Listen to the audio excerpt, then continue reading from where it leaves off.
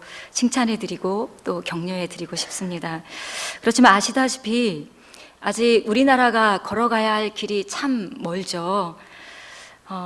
분단된 세월이 길었던 만큼 하나가 되는 길은 2배나 더 먼 세월이 걸릴지도 모르겠다는 그런 생각을 우리가 해볼 수가 있는데요. 그렇지만 어려울수록 우리나라가 통일이 되기를 바라시는 그 하나님의 뜻을 잊지 않고 꼭 붙들었으면 좋겠다는 그런 생각이 듭니다. 남북 관계가 이렇게 급속도로 전진이 있으리라고는 생각지도 못했습니다. 사실 우리 교회에 한 권사님께서 저에게 장문의 글을 이렇게 저에게 보내주신 적이 있었어요. 저만 받은 것이 아니라 몇몇 분들이 더 같이 받으셨을 것 같은데, 세계적으로 유명한 많은 예언자분들께서 남북 통일을 예언하는 그런 내용이었습니다. 남과 북이 통일이 되면 우리나라가 경제적으로 이렇게 세계적으로 경제적인 도약을 할 수 있게 될 것이다 라고 하는 그런 것들을 예언하고 있었고요. 하나님이 꼭 그렇게 만들 것이다, 하나님이 꼭 그렇게 만드실 것이다 라고 하는 그런 내용들이 덧붙여 있었습니다.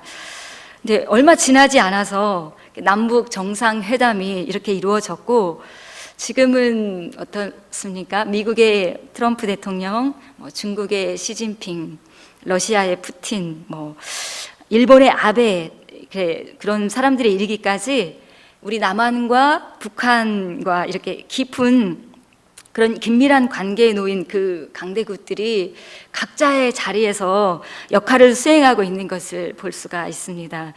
처음에는 이게 꿈인가? 생신가? 이런 생각도 있어서 믿기지 않았지만 역사가 바뀌고 있구나라고 하는 그런 사실을 인정하지 않을 수 없게 된 것 같습니다. 오늘 전국 여전도회 연합회에서 지정해 주신 말씀은 함께 읽어주신 시편 46편의 말씀인데요. 이 시편 46편에는 전쟁의 소용돌이 속에서 이스라엘을 구원하신 하나님을 찬양하고 있습니다. 그리고 역사의 주관자가 되시는 하나님께 나라의 미래를 맡기고 있는 그런 시인의 고백을 우리가 읽을 수가 있는데요. 시인의 이 믿음과 신앙을 통해서 우리나라가 앞으로 나아갈 길이 어떤 것인가 라고 하는 것들을 같이 생각해 볼 수 있었으면 좋겠습니다. 시편 46편의 배경은 유다의 13대 왕인 히스기야의 시대로 이렇게 보고 있습니다. 히스기야는 어떤 왕일까요?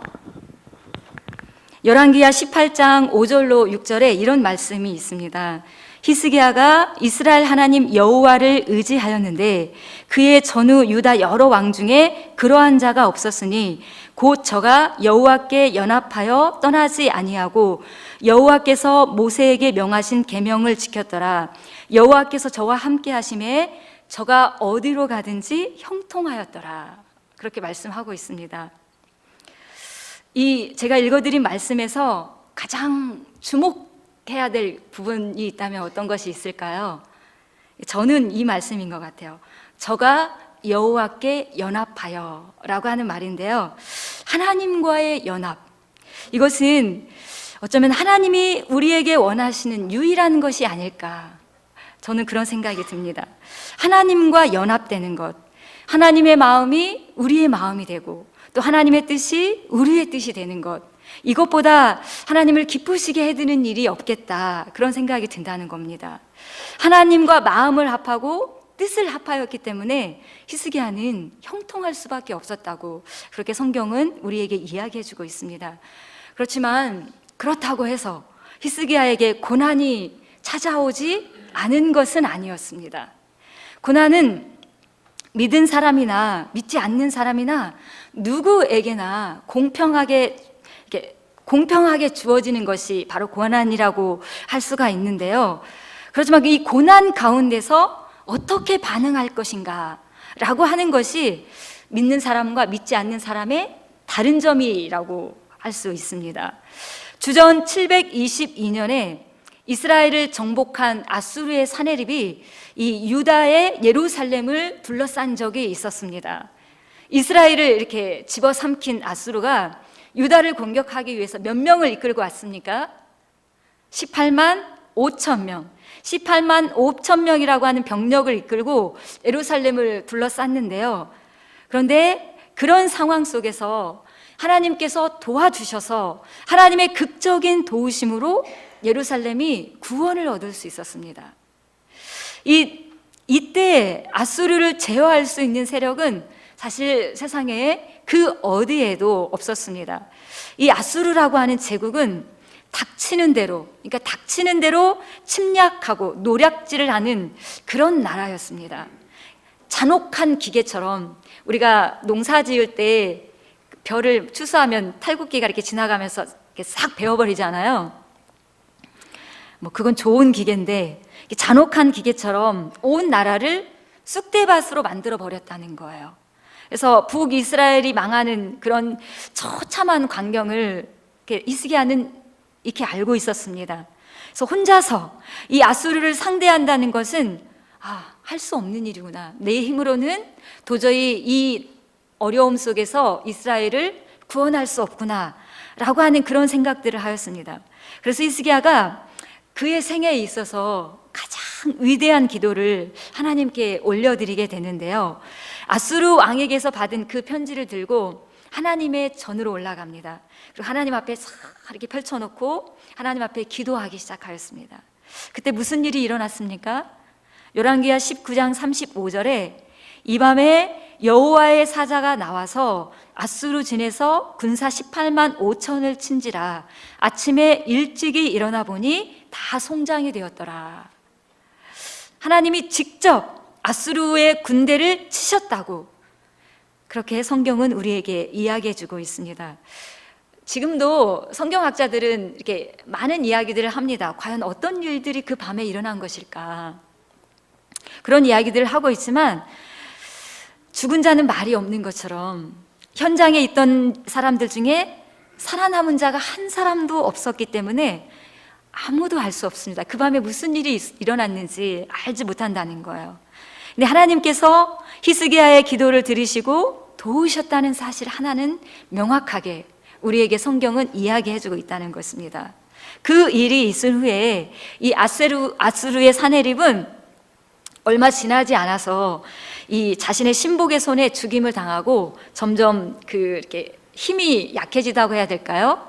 힘이 약해져서 결국에는 역사의 뒤안길로 사라지게 됩니다. 그토록 강대했던 나라가 이 역사 속에서 이렇게 흔적도 없이 사라지고 지극히 작은 자라고 불리던 이들이 그런 수많은 우여곡절을 겪었지만 이 수천 년의 역사를 뚫고 인류 역사의 구원이라고 하는 이 큰 중심축으로 우뚝 설 수 있었던 비결은 무엇일까? 우리가 거기에 초점을 맞추고 한번 생각해 볼 수 있었으면 좋겠습니다. 사실 이 유다는 다윗 왕과 솔로몬의 시대 이후로 이렇게 두 개로 나뉘게 되잖아요. 북이스라엘과 남유다로 이렇게 나뉘게 되는데 이 남유다는 그 12지파 중에서 두 지파로만 이루어지게 돼요. 유다 지파와 베냐민 지파가 이렇게 함께 남유다를 이루게 되는데 힘으로 보나 경제적인 능력으로 보나 땅의 넓이로 보나 이 모든 면에서 이스라엘과는 비교도 되지 않는 그런 나라였습니다. 근데 그럼에도 불구하고 그들이 이 세계 열강의 그런 틈바구니 안에서 제국주의라고 하는 이 틈바구니 안에서 건재할 수 있었던 까닭이 무엇일까? 오늘 말씀 속에서 우리에게 답을 주고 있습니다. 오늘 말씀에 그들이 여호와 하나님을 자기의 피난처로 삼았다라고 우리에게 이야기해 주고 있습니다. 1절로 3절에서 무엇이라고 말씀하고 있습니까? 1절로 3절의 말씀을 교독해서 읽도록 하겠습니다. 하나님은 우리의 피난처시요 힘이시니 환난 중에 만날 큰 도움이시라.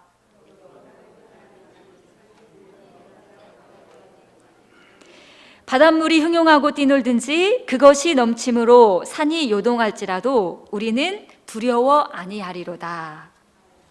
어떻습니까? 땅이 변하고 산이 흔들려 바다 가운데 빠지든지 바닷물이 흥용하고 뛰놀든지 그것이 넘침으로 산이 요동할지라도 두려워하지 않는다 라고 시인은 고백하고 있습니다. 왜 그렇습니까? 하나님이 우리의 피난처가 되시기 때문이라고 그렇게 이야기하고 있습니다. 하나님이 우리의 힘이시고 환난 중에 만날 큰 도움이시기 때문에 내가 그런 어려움 속에서도 두려워하지 않는다라고 그렇게 이야기하고 있다는 거예요. 시인이 이렇게 고백할 수 있었던 것은 단순하게 단지 하나님을 믿었기 때문이 아닙니다. 앞에서 제가 히스기야의 이야기를 잠깐 나눠드렸는데요, 이 히스기야가 겪었던 큰 변난의 한복판에, 그 한복판에는 이 시편 46편을 지은 시인도 그 한복판에 있었다는 겁니다. 한 사람의 이름 없는 백성이지만 이 큰 나라가 정말 언제 어느 때 이 전쟁이 일어나서 이 예루살렘 성 안에 이 이스라엘이 그렇게 초토화되었던 것처럼 이 예루살렘도 얼마든지 망가지고 무너지고 부서질 수 있는 그런 위급한 상황 속에 이 시편 46편을 지은 시인도 함께 했었다는 겁니다. 성 밖에서는 하루가 멀다 하고 하나님을 모욕하고 왕을 비웃는 이 아수르의 랍사게에 떠드는 소리가 하루가 멀다 하고 들리고 있습니다. 이 성 안에서는 두려움에 떠는 그 백성들을 보면서 시인도 어떨까요? 많이 떨었을 것 같아요. 참 두려웠고 그런 마음이었을 것 같습니다. 그런데 하루아침 사이에 전쟁이 그냥 끝나버렸다는 거예요. 그들이 한 일이라고는 하나님을 피난처로 삼아서 기도한 것밖에 없었는데 아침에 일어나 보니 전쟁이 끝나버린 거예요. 시인은 이 일을 통해서 중요한 사실을 하나 깨달았습니다. 이스라엘은 애굽을 의지하고 또 때로는 비굴하게 무릎도 꿇었습니다. 그렇지만 그것이 아무 소용없이, 그런 노력들이 아무 의미가 없이 아수르에 짓밟히고 말았는데 이 전쟁이 언제 어느 때 어떻게 전개될지 알 수 없는 그런 절체절명의 순간에 하나님을 피난처로 삼고 기도하는 자들은 어떻습니까? 구원을 받았습니다. 아, 그렇구나. 하나님이 힘이시고 하나님이 환난 중에 만나야 할 큰 도움이시구나. 시인은 나라에 임하게 된 이 큰 환난을 통해서 자기들이 정말로 붙들고 의지해야 될 분은 세상의 어떤 열국이 아니라 하나님 한 분이시구나 라고 하는 것들을 깨닫게 되었다는 것입니다. 7절로 9절의 말씀을 같이 교도가도록 하겠습니다. 제가 먼저 읽겠습니다. 만군의 여호와께서 우리와 함께 하시니 야곱의 하나님은 우리의 피난처시로다.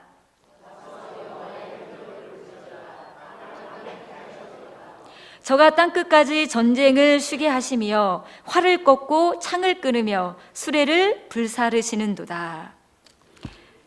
네. 7절에서 만나게 되는 하나님, 어떤 하나님이실까요? 7절에 뭐라고 말씀하고 있습니까? 만군의 여호와, 만군의 하나님이라고 말씀하고 있는 것을 읽을 수가 있습니다.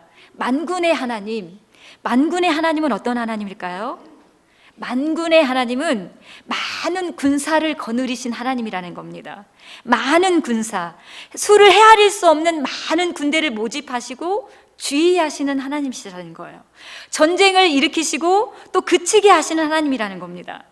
하나님께서는 이 아모스 선지자를 이스라엘에 보내시면서 하나님의 이름을 만군의 하나님으로 그렇게 선포하신 것을 우리가 읽을 수가 있는데요, 아모스 선지자는 여로보암 2세 시대, 그러니까 북이스라엘 여로보암 2세 시대에 이스라엘 백성들을 향해서 하나님의 심판을 경고했던 선지자였습니다. 이 여로보암 2세 시대는 이스라엘 역사상 가장 부강한 그런 나라를 이루었는데요, 사실 이것은 아모스 선지자가 선포하는 그 메시지 속에 이렇게 이야기하고 있습니다. 너희가 이룩한 그 부강함은 가난한 백성들의 고열로 쌓아 올린 것이다. 사회의 정의가 완전히 무너졌고 왕을 비롯한 지배계층, 권력층, 부유층의 그 사치와 향락이 하늘을 찌르고 있다고 그렇게 이야기하고 있습니다. 그래서 아모스서 5장 24절에 오직 공법을 물같이 정의를 하수같이 흐르게 하라. 너희 강하고 부하고 권력 있는 사람들을 위해서 사는 것이 아니라 어두운 곳에, 소외된 곳에 그늘진 곳에 신음하고 있는, 고통하고 있는 그 사람들을 돌아보아라 라고 하는 그런 메시지를 이 아모스 선지자가 선포했다는 거예요. 그래야 너희에게 희망이 있다 라고 선포하면서 만군의 하나님이 그렇게 말씀하셨다고 그렇게 이야기하고 있습니다. 어떤 의미가 있을까요? 하나님이 전쟁을 준비하고 계시다는 겁니다. 이 전쟁이 어떤 전쟁일까요? 이스라엘 백성들을 심판하시는 전쟁이 될 것이라는 겁니다. 하나님의 심판이 전쟁으로 임하기 전에 회개하고 돌이키라는 겁니다. 공법을 물같이 정의를 하수와 같이 흐르게 하라.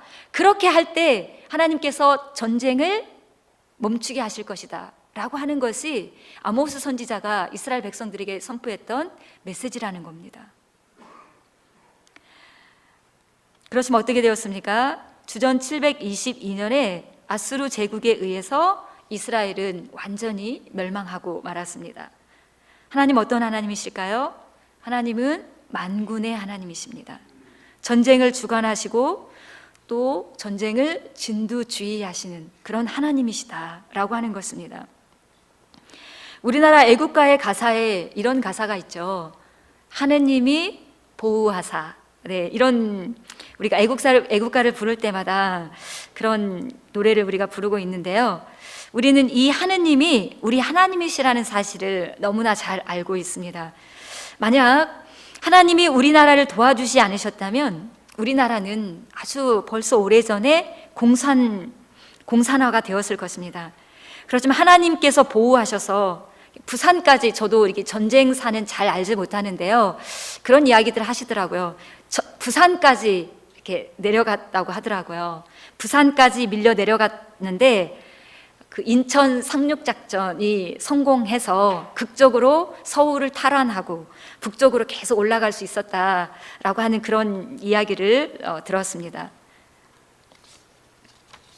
또 지금은 어떻습니까? 수십 년이 지났지만 그 수십 년 동안 38선이 그어진 채 넘어갈 수도 없었고 넘어올 수도 없는 그런 세월들을 우리가 보내야 했습니다. 그랬던 그 군사 그 분계선의 높이가 점점 낮아지고 있죠. 우리가 그 수년의 세월을 보면, 수십 년의 세월을 보내면서 늘 애창했던 노래가 있습니다. 우리의 소원은 통일, 우리의 소원은 통일, 우리의 소원은 통일이라고 노래하고 또 노래를 하였지만 사람들의 마음속에는 그런 생각이 있었을 것 같아요. 과연 통일이 될 수 있을까? 그런 비관적인 생각하는 사람들이 적지 않았을 것 같습니다. 통일이 되기를 원하지만 그런 구체적인 생각들을 하지 못했던 것 같아요. 그런데 우리나라와 북한이 평화적인 통일을 이루기 위해서 이미 첫발을 떼고 있잖아요. 계속 그 평화 통일을 향해서 지금 나아가고 있습니다. 앞으로 어떤 결과로 귀결되게 될지는 알 수 없지만 그것이 하나님께서 보호하셔서 하나님께서 우리에게 허락하신 일이라면, 비록 그 과정이 고난이 있고 때로는 잠시 멈추게 되는 그런 어려움이 있을지는 모르지만 지금까지 지켜주셨던 것처럼 앞으로도 지켜주셔서 평화통일을 이루어 주실 것이라는 것을 믿어 의심치 않습니다. 하나님이 주시는 평화통일의 주역으로 이 시대를 살아가는 우리는 어떻게 해야 될까요? 오늘 시편 46편에서 하나님이 우리와 함께 하신 것을 믿고 하나님을 의지해야 하겠다라고 하는 것입니다. 현재 우리나라 문재인 대통령은 러시아를 이렇게 방문하고 계시는데요. 미국의 트럼프, 러시아의 푸틴, 중국의 시진핑, 일본의 아베, 이분들은 우리나라와 북한 사이에서 빼놓을 수 없는 그런 영향력을 가지고 있는 그런 분들입니다. 우리나라가 위치한 이 동북아의 지정학적인 위치도 그렇고 이 정치 이념도 이 주변의 열강들과 이렇게 긴밀한 관계 속에 놓여 있다는 것을 우리가 부인할 수가 없는데요. 이 남북 간의 문제는 단순히 우리나라와 북한만의 문제는 아닌 것 같아요. 아마 보이지는 않지만 그런 보이지 않는 힘의 균형과 이렇게 견제를 위해서 굉장히 피 터지는 그런 막 이렇게 전쟁이 이루어지고 있을 것 같아요. 그렇지만 이들의 선택과 결정으로 남과 북이 하나가 될 수 있는 것은 아니라는 겁니다. 표면적으로는 이 트럼프 대통령의 어떤 호의와 어떤 생각을 하고 있는지 그의 결정이 굉장히 큰 영향력을 미치는 것처럼 보이지만, 하나님께서 나라와 나라 사이에서 이 모든 역사를 진두지휘하고 계시다는 사실을 우리가 잊지 말아야 한다라고 하는 것입니다. 하나님이 통일을 주셔야 진짜 통일할 수 있게 된다라고 하는 것이죠. 우리 국민들 하나하나가 이 사실을 알지 못할지라도 우리 그리스도인들, 우리 대한민국의 천만의 그리스도인들은 이 사실을 잊지 않고 하나님을 의지하고 하나님을 붙들었으면 좋겠습니다. 전쟁의 성패가 우리의 손에 달려있는 것이 아니라 세계 열강의 어떤 힘의 논리에 좌지우지 되는 것이 아니라 하나님께서 살아계셔서 이 나라와 나라 사이에서 하나님이 전쟁을 주관하고 계시다는 사실들을 우리가 잊지 않고 기억할 수 있었으면 좋겠다는 것입니다. 세계의 역사를 보시기 바랍니다. 아수르, 바벨론, 페르시아, 헬라, 로마, 이런 많은 제국들이 일어났다가 사라졌습니다. 근데 그들의 흔적을 볼 수 있는 곳이 어디에 남아 있을까요? 그들의 영토, 그들의 백성들, 그들이 사용했던 언어들, 그들의 문화들, 그것들이 여전히 살아 숨쉬고 있습니까? 그렇지 않습니다. 이미 역사의 뒤편에 고이 잠들어 있습니다. 그걸 보려면 우리 어디로 가야 될까요? 저 유럽, 영국의 대형 박물관에 가야 그런 흔적들을 볼 수가 있습니다. 그렇지만 이 5대 제국주의에 온갖 고난과 핍박을 받았던 이스라엘은 어떻습니까? 지금도 건재하고 있습니다. 북이스라엘과 남유다로 나뉘어서 나라가 망하는 그런 비운을 겪긴 하였지만, 하나님께서 이 제국주의의 틈바구니에서도 독생자 예수 그리스도를 보내시고 인류를 구원하시는 큰 그림을 이 이스라엘 백성들을 통해서 완성하셨습니다. 아무도 주목하지 않는, 천하고 보잘것없는 그런 마을에서 예수님을 나고 자라게 하셨지만, 인류를 향하신 하나님의 그 구원의 열정은 조금도 수그러들지 않았다는 겁니다. 하나님의 구원 계획을 이루어 가시는데 사람의 생각이나 힘은 아무 문제가 되지 않았다는 것을 우리는 성경에서 확인할 수가 있습니다. 로마 제국의 손에 하나님의 아들이신 예수님이 십자가에 못 박혀 죽으셨습니다. 누가 상상이나 할 수 있었겠습니까? 지금 자기들이 못 받고 있는 그 예수께서 하나님의 아들이라는 사실을 누가 알 수 있었겠습니까? 그들은 무지했기 때문에 예수님을 십자가에 매달아 놓고 오히려 조롱하고 비웃었습니다. 저가 남은 구원하였을 때 자기는 구원할 수 없구나. 십자가에서 내려오라. 그럼 네가 하나님의 아들인 것을 내가 믿겠다. 입에서 나오는 대로 떠들어댔지만 예수님은 침묵하셨습니다. 아무것도 설명하지 않으셨다는 거예요. 사람들을 이해시키기 위해서 어떠한 노력도 기울이지 않으셨다는 겁니다. 설명한다고 해서 사람들은 이해할 수 없는 일이었기 때문이라는 겁니다. 하나님은 그때와 마찬가지로 앞으로도 이 구원이라고 하는 큰 그림을 향해서 세계의 역사를 주도해 가실 것입니다. 우리는 북한의 지하교회에서 목숨을 걸고 기도했던, 하나님의 이름을 불렀던 그 교우들의 애통한 마음과 이제는 같이 해야 될 때가 되었습니다. 어쩌면 우리나라와 북한이 이렇게 극적인 화해 악수를 할 수 있었던 것은 아주 오랫동안 부르짖고 간구했던 그 북한의 지하교회 성도들의 부르짖음의 열매일지도 모르겠습니다. 하나님을 의지하고 간구했던 그들의 그 간절한 기도가 하늘에 사무친 것이 아닐까. 지나온 수십 년 동안 그들은 그 일에 목숨을 걸었을 것입니다. 그렇지만 우리는 사실 그렇게 하지 못했습니다. 이제 우리의 남한의 성도들이 그 바톤을 이어받아야 할 때가 되었습니다. 그들의 피 묻은 기도를 따라서 우리도 이 땅 가운데 하나님의 뜻이 이루어지도록 평화 통일, 나라와 민족이 하나가 되어지는 그 하나님의 뜻이 이루어지도록 간절한 마음으로 염원하고 기도할 수 있어야 되겠다라고 하는 것입니다. 마지막으로 한 말씀만 더 생각해 보도록 하겠습니다. 5절의 말씀인데요, 5절의 말씀에 이런 말씀이 있습니다. 새벽에 하나님이 도우시리라. 이 새벽이라고 하는 시간은 하루 24시간을 생각을 할 때 그 이른 이른 아침, 그 새벽 시간이라고도 말할 수 있을 것 같습니다. 날이 밝기 직전의 새벽이라고도 할 수 있겠지만 또 이렇게도 생각해 볼 수 있을 것 같습니다. 우리가 이런 말을 하죠. 해 뜨기 직전이 가장 어둡다. 해 뜨기 직전이 가장 춥다. 이렇게 얘기를 하잖아요. 이것은 무엇을 의미할까요? 가장 어둡고 가장 추운 그 시간에 하나님이 우리와 함께 하셔서 우리를 도와주실 것이다. 우리를 도와주시겠다고 약속하고 있다는 것입니다. 어떤 사람이 그 하나님의 도움을 얻을 수 있을까요? 가만히 있어도 하나님이 도와주실까요? 가만히 있어도 하나님이 도와주시겠지만 성경에서는 여호와 하나님을 피난처로 삼는 그 사람을 하나님이 새벽에 도우시겠다고 말씀하고 있습니다. 나라와 민족의 문제만이 아니라 우리가 이 세상을 살아가면서 겪게 되는 가장 춥고 가장 외롭고 가장 고통스러운 그 시간에 하나님을 피난처로 삼는 그 사람을 하나님이 도우시겠다고 우리에게 약속하고 있는 이 말씀이 여기에 담겨 있다는 것입니다. 시편 146편에 방백들을 의지하지 말며 도울 힘이 없는 인생도 의지하지 말지니 그 호흡이 끊어지면 흙으로 돌아가서 당일에 그 도모가 소멸하리로다. 야곱의 하나님으로 자기 도움을 삼으며 여호와 자기 하나님에게 그 소망을 두는 자가 복이 있도다 라고 말씀하고 있습니다. 세상을 뒤로 하고 힘 있는 사람도 의지하지 말고 돈도 의지하지 말고 오직 여호와 하나님을 피난처로 삼아서 우리 인생의 새벽, 가장 춥고 외로운 고통스러운 그 새벽의 시간, 그리고 나라와 민족이 겪고 있는 그 새벽의 시간들을 지나는 우리 모두가 될 수 있기를 축복합니다.